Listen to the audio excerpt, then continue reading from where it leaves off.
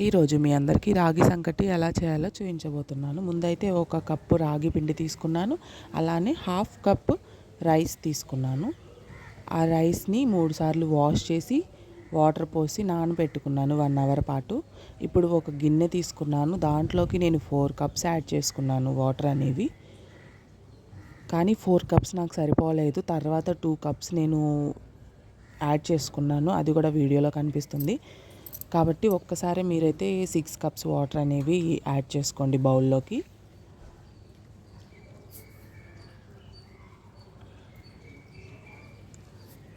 ఇప్పుడు stove on చేసుకోవాలి.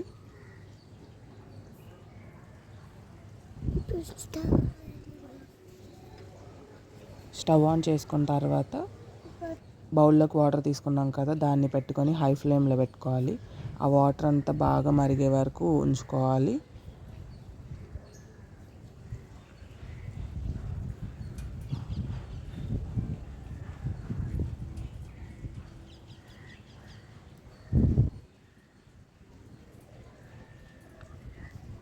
వీడియోని ఎక్కడా స్కిప్ చేయకుండా చూస్తేనే మీకు ఎలా చేయాలని పూర్తిగా అర్థమవుతుంది. మన ఛానల్ని కనుక ఫస్ట్ టైం చూస్తున్నట్లయితే లైక్, షేర్ అండ్ సబ్స్క్రైబ్.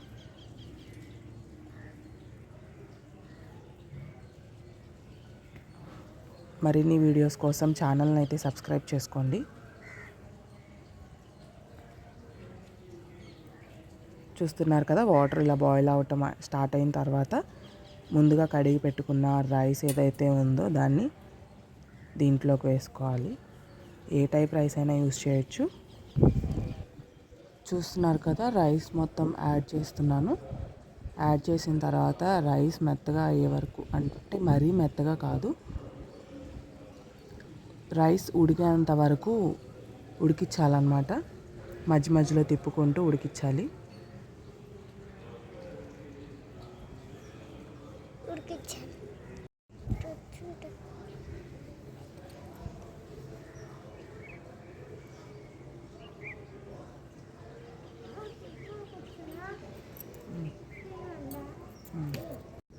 ఇలానే మధ్య మధ్యలో తిప్పుకుంటూ ఉడికించుకోవాలి.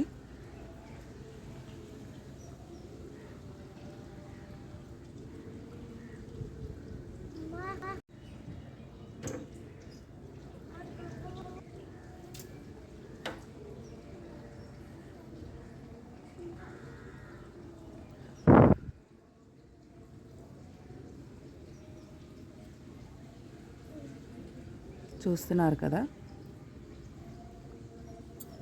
ఇలానే ఉడికించుకోవాలి.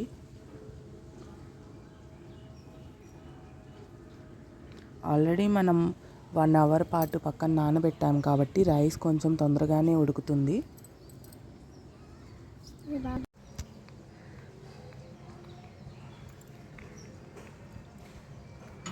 చూశారు కదా, ఇంకొక గ్లాస్ వాటర్ అయితే నేను యాడ్ చేశాను. ఎందుకంటే నాకు ఇక్కడ వాటర్ సరిపోలేదు.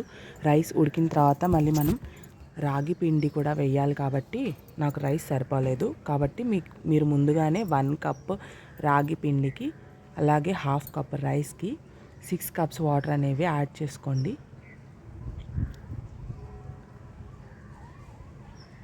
అంటే మీవి కూడా ఇట్లానే ఇంట్లో పట్టించిన రైస్ అయితే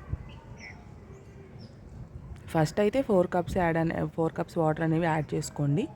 చాలకపోతే మధ్యలో యాడ్ చేసుకోండి. ఎందుకంటే ఒక్కొక్క రైస్కి ఒక్కొక్క విధంగా వాటర్ యాడ్ చేయాల్సి ఉంటుంది. చూస్తున్నారు కదా, ఇప్పుడు రైస్ అనేది పూర్తిగా ఉడికిపోయింది. ముందుగా తీసుకున్న 1 కప్ రాగి ఫ్లోర్ ఏదైతే ఉందో దాన్ని యాడ్ చేసుకుంటున్నాను. ఫ్లేమ్ని లో ఫ్లేమ్లోకి మార్చుకొని ఇక్కడ మూత పెట్టుకోవాలి.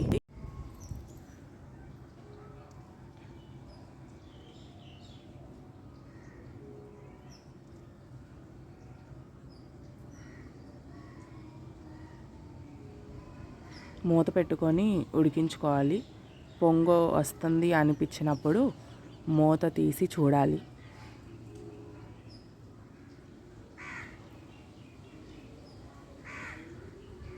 చూస్తున్నారు కదా, నేనైతే ఇక్కడ ఎక్కడ స్కిప్ చేయకుండా పూర్తిగా ప్రాసెస్ అయితే చూపిస్తున్నాను. మీరు కూడా ట్రై చేయాలనుకుంటే స్కిప్ చేయకుండా చూడండి.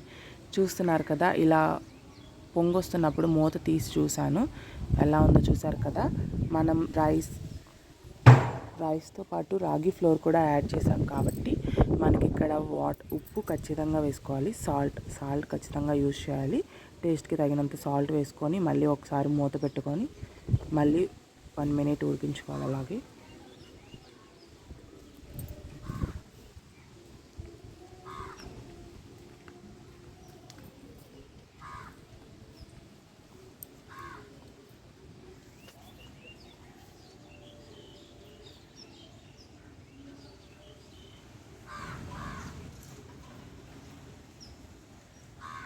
చూస్తున్నారు కదా పొంగొస్తుంది.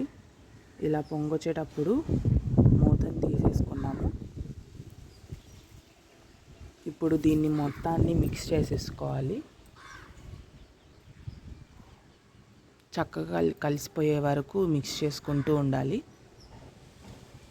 చూస్తున్నారు కదా నేను ఎలా అయితే మిక్స్ చేస్తున్నానో అలానే మొత్తం ఒకసారి తిప్పకుండా కొంచెం కొంచెంగా అలా తిప్పుతూ ఉంటే మొత్తం కలిసిపోతుంది.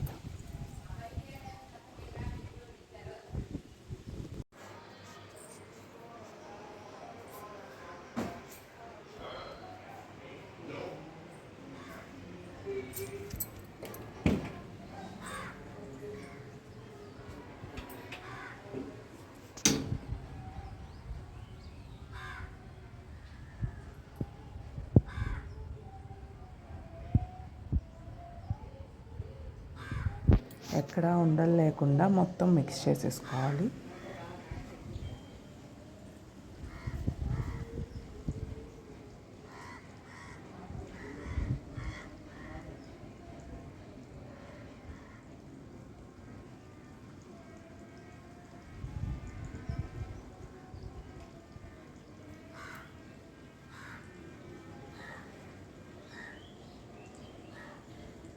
చూస్తున్నారు కదా గంటితో కొంచెం అదుముతున్నట్లుగా తిప్పుతున్నాను నేను.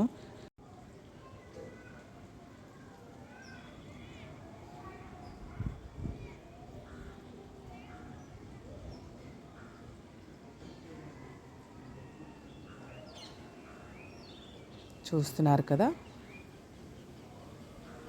ఇలా మొత్తం ఉడికిపోయిన తర్వాత నేనైతే గీ యాడ్ చేసుకుంటున్నాను. గీ యాడ్ చేసుకుంటే టేస్ట్ చాలా బాగుంటుంది. గీ యాడ్ చేసుకున్న తర్వాత ఫ్లేమ్ ఆఫ్ చేస్తున్నాను. దీన్ని సైడ్కి పెట్టేస్తున్నాను. దీన్ని అయితే పూర్తిగా డ్రై అవ్వనివ్వకూడదు, పూర్తిగా చల్లారనివ్వకూడదు. కొంచెం పట్టుకోగలం అన్న టైంలో, పట్టుకోగలిగేంత వేడిగా ఉన్న టైంలో చేతులకి నెయ్యి అనేది అప్లై చేసుకొని ఇలా ముద్దలల్లే చేసుకోవాలి.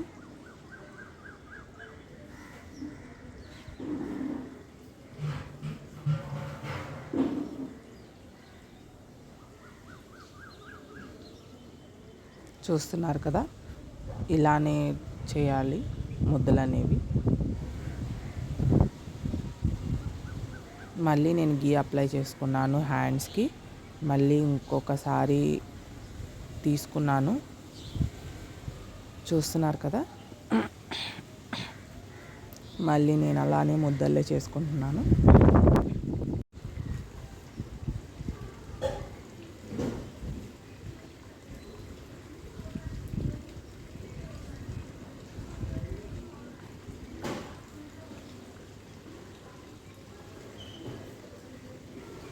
ఇలా చేసుకున్న తర్వాత చూస్తున్నారు కదా మధ్యలో ఇలా కొంచెం హోల్స్ అల్లే చేసుకుంటున్నాను కర్రీ వేసుకోవడానికి. దీంట్లోకి చికెన్ కానీ మటన్ కానీ ఏమైనా పులుసు కూరలు కానీ అలా వండుకున్నప్పుడు చేసుకుంటే చాలా బాగుంటుంది. ఇట్లానే పైన కూడా కొంచెం వేసుకుంటున్నాను. నేనైతే ముందుగా చేసి పెట్టుకున్న చేపల కూరని దీంట్లోకి యాడ్ చేసుకున్నాను.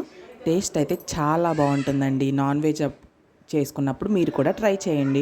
ట్రై చేసి ఎలా వచ్చిందో కామెంట్ బాక్స్లో కామెంట్ చేయండి. Thank you for watching our channel.